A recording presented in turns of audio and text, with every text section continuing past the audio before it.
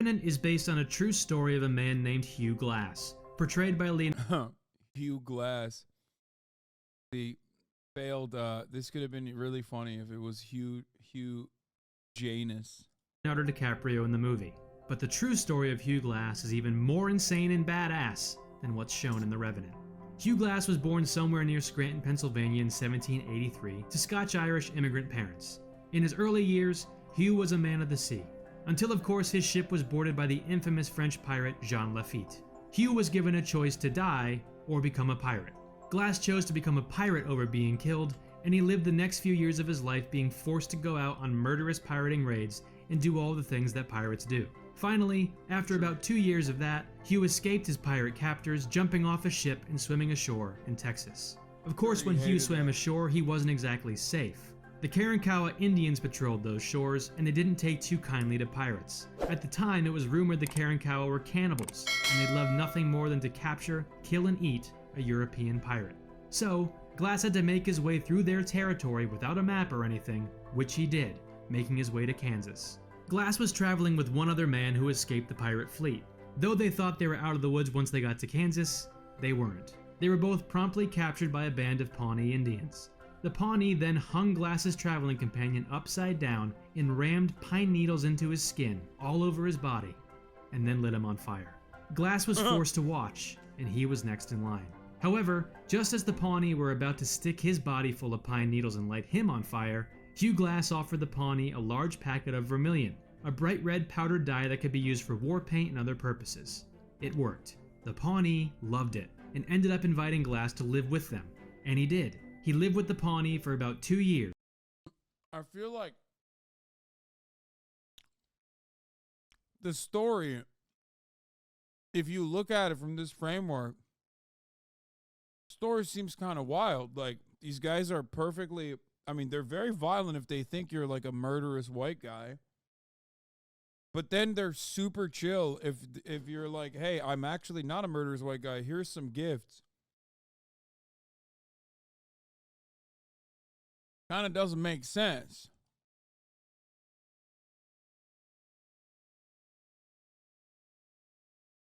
They just didn't know he was chill like that. I mean, dude, same principle behind the Bears. Even taking a wife, before continuing on his life's journey, making his way to St. Louis. That's where Hugh Glass first got into the fur trade and became a mountain man.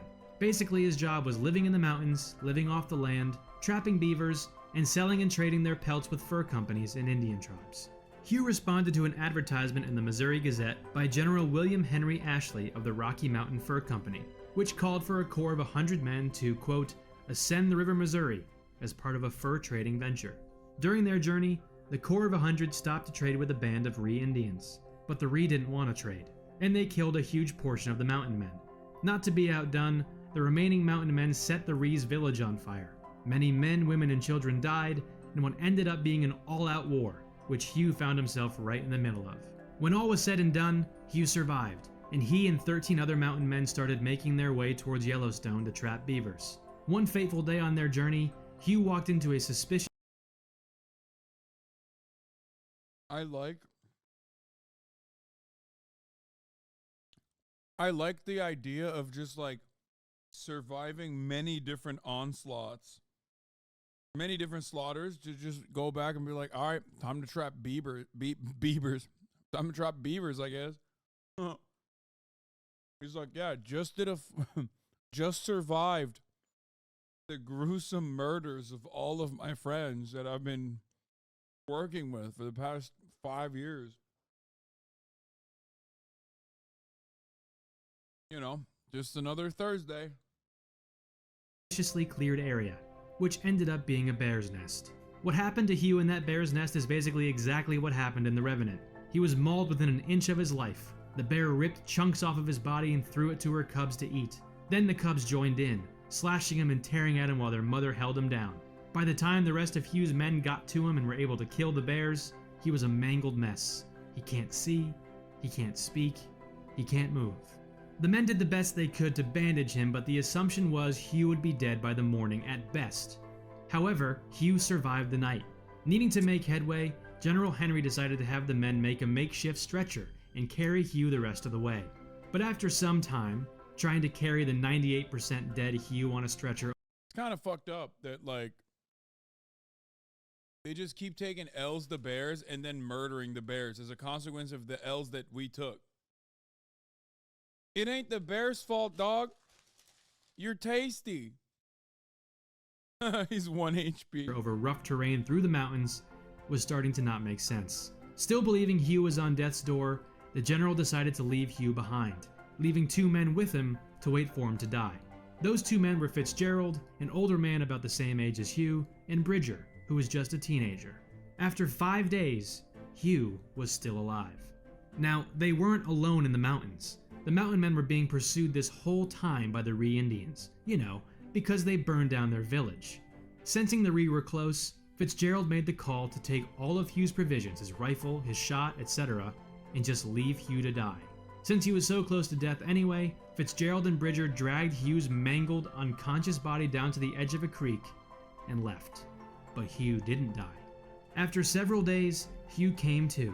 He drank water from the creek and ate berries from a tree that was luckily within reach.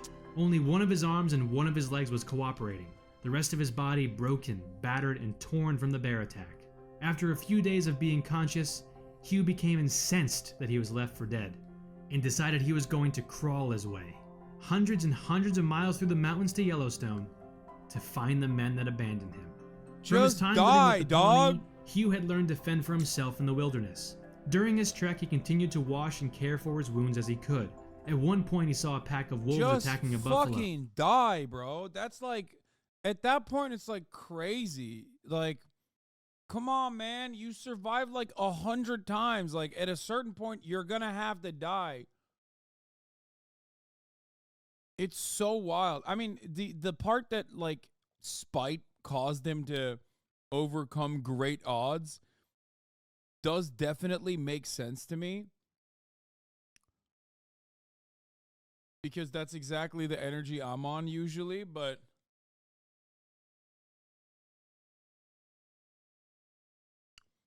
you have horrid takes sometimes. I love when people come in here and say this as though like I'm talking about foreign policy or something. He crawled over and scared the wolves away and ate some of the raw buffalo carcass himself. Soon after, now a little stronger from the raw buffalo meat, Hugh came upon an abandoned Indian village. Though it was abandoned, there were dogs there, and Hugh managed to strangle one and eat it. Eventually, Hugh was able to walk, his wounds, bones, and ligaments healing. But the one thing that wasn't healing was his back, which at this point was... I thought he was going to say, is his heart, which was empty. And he wanted to fill it with vengeance. covered in maggots, living and feeding off the open wounds. Hugh came upon a party of Sioux Indians who were friendly and meant him no harm. They took Hugh in and tended to him. They even sewed bearskin onto his back to cover his gaping, infected, maggot-infested wounds, and helped Hugh get to Fort... Damn, a bear opened the wounds and a bear saved it. Kiowa, where Hugh stayed for 2 days, meeting up with French fur traders, before demanding to be placed on a boat to be taken upriver, still trying to hunt down the men that left him for dead. So far... Okay, real question. To those who didn't watch The Revenant or don't remember what happened, honestly, I don't want you to be biased by the movie, but judging by their behavior, do you think it was valid for him to be this mad at these 2 dudes that left him out to die? Movie's good, but like I kind of feel as though like if you think this dude is on 1 HP and he's causing you to potentially die, I feel like he's out of his fucking mind. Like, what do you mean, dog? Like, what are you gonna do? Vengeance on me now? Like, I'm glad you survived, but that's pretty insane. You know what I mean?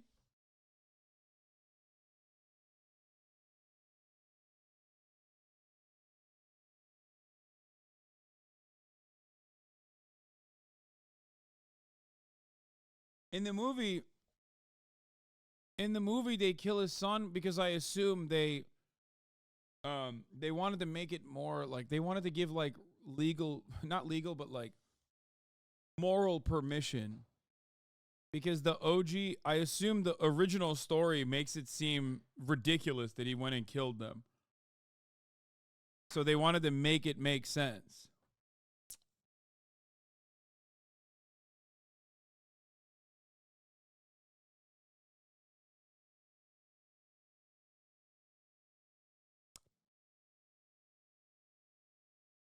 They left him to die, stole his stuff. To be fair, they could have put him out of his misery, and they really thought he wasn't. If they really thought he wasn't gonna make it.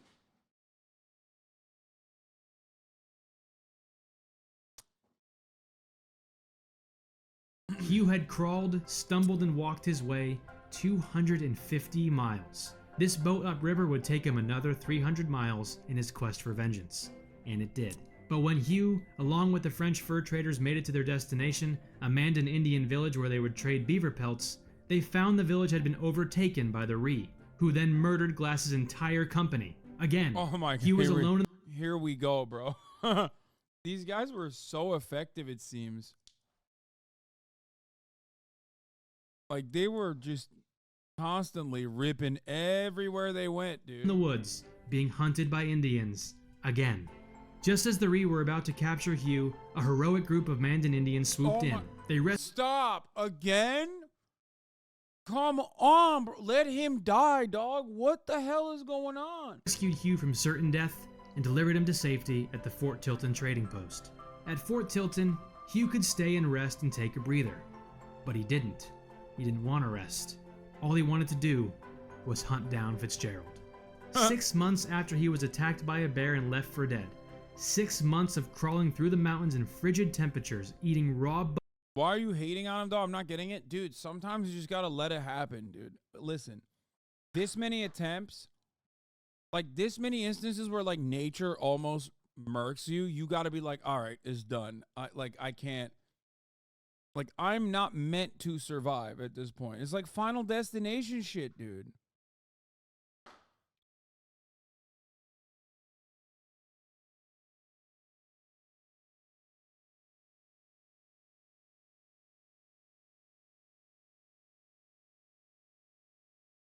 Jesus Christ.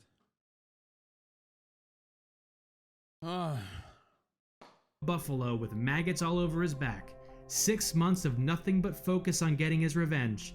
Hugh found his old company in a stockade, which say he was involved with the burning of a native village, but it seems like he was also kind of chill with the natives as well. Like, weirdly enough. So, time frame adjusted, he was probably the most woke guy. He was doing DEI for the time. You know what I mean? Like, it was more of a he lived with the tribe. He lived with a tribe. So he was more so like, you know, this is some DEI shit. Like, I'm telling you, this is like, he is the most woke of his era. Like, think about it this way. He's chilling and living. He's chilling and living with the natives. His kid is part native. No, I don't think he had a kid, man. Like, it's kind of like, you know, you're just participating in the action at that point. Like, you're getting involved in activities that they're doing. Like, if one tribe is blowing up the village of another tribe because the vibes are fucked, like, what, are you not going to participate?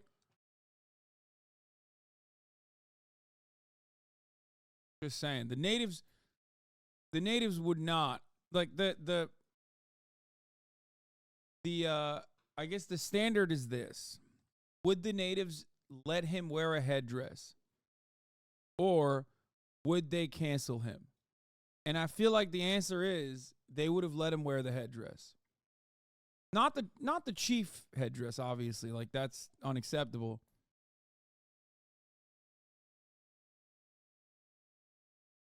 Y'all are so white.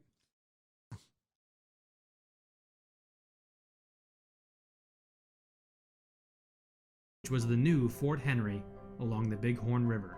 But only Bridger was still at the fort. After talking to him, and since Bridger was just a teenager, Hugh came to realize that Bridger was He had a native wife, not sure if it was consensual. Wait, what? Yo, not every circumstance is like a fucking, what are you talking about? It seems like he lived with the natives, chatter. Like, it's at that point, it's like I'm sure there was a tremendous amount of misogyny. Not entirely certain on like whether native societies were like matriarchal or patriarchal, but it's like it's not the same as like like a slave owner having sex with his slaves or something, or raping his slaves.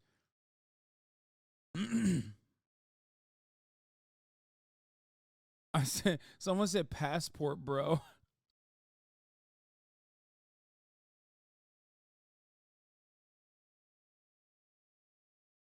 That's from the movie. Did the narrator say this and I missed it? No, I think he did live amongst the natives for like years actually, not even for a little bit. Even before the second time he went amongst the natives and they fixed his ass up with bear skin. Basically an innocent bystander in all of this, and Fitzgerald was the sole person responsible for the last 6 months of hell. There's no historical evidence Glass had a native wife or son that was invented solely for the movie. Not the son, but I thought someone in the chat said he had a native wife. Severe winter weather kept Glass at Fort Henry for a few months, but as soon as he could, he jumped on a boat and headed downriver on an official mission for the fur company to get to Fort Atkinson, which is where Fitzgerald was said to be. On their journey, the group came upon what they thought were Pawnee Indians along the river, but they ended up being Ree-Indians, and Hugh found himself in yet another battle for survival. In the chaos of the fight, some of Hugh's companions escaped on boat and made their way to Fort Atkinson, but Hugh, of course, wasn't so lucky. He was left alone in the wilderness, again, with the Ree on his tail. After walking another 400 miles through the unforgiving wilderness with nothing but a pocket knife, Hugh made it to Fort Atkinson, and he found Fitzgerald. But there was a problem. Fitzgerald had joined the US Army and was now government property. Hugh Glass wouldn't be allowed to kill a soldier, so he never got his revenge at the end. Seriously, that's it. After all of that, that was the end of the line. No dramatic stare down, no knockdown, drag-out fight. Hugh Glass came back from the dead and crawled through a year's worth of hell you can't even begin to imagine, just to be told by an army captain, yeah, nah. And that's the real story of Hugh Glass, which is somehow even more insane and badass than how it's shown in The Revenant. Thanks for watching this video. Be sure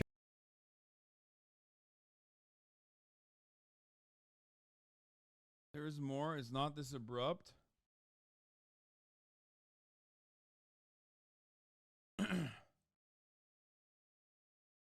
Oh, no evidence of a native wife or son.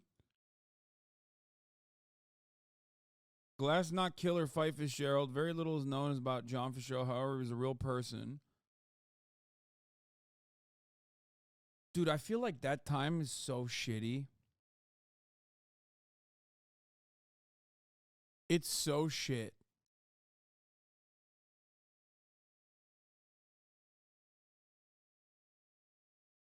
The video says he took a native wife. I guess it's speculation. God damn, dude. It's just like so nasty. It's real like dying of dysentery hours. I don't know. There's like points. There's points in history where you're like, oh, it would be kind of cool to live back then, right? Regardless of not having, you know, the internet or unlimited access to pornography or hamburgers, okay? Like Roman Empire era, like at its peak, is kind of chill. Not if you're black. No. I'm talking like, I mean, there's literally the same principle applies to like African empires as well. So like Egypt or some shit at its peak. Like there are definitely areas where it's like kind of chill, right? And for the record, Roman Empire too. But then you think about like, I know people are going to get mad at me, but like the Dark Ages and be like, that's not real. That's not a real concept. Or you think about like this exact period in time in America, and I got no love for that. I feel like it was just gray.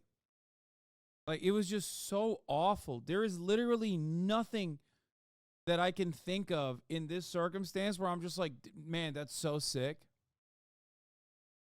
It's just like everyone is a barbaric animal, constantly looking to fuck one another, fuck each other over.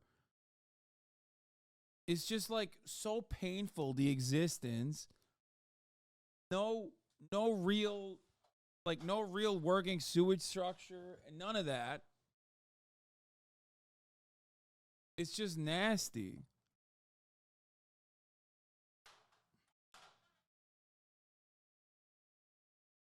All the pussies died? Yeah, totally.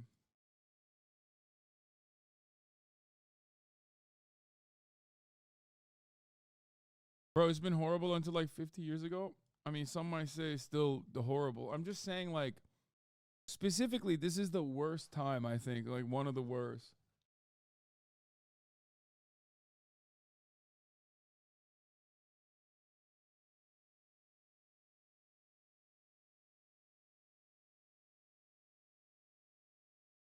Yeah, the Roman Empire had black emperors as well. They were woke and gay. They were so woke and so gay.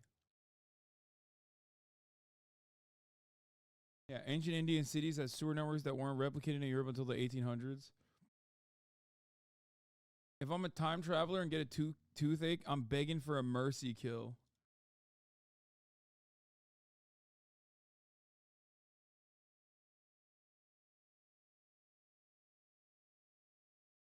Roman Empire was woke like Lockheed Martin is woke, though.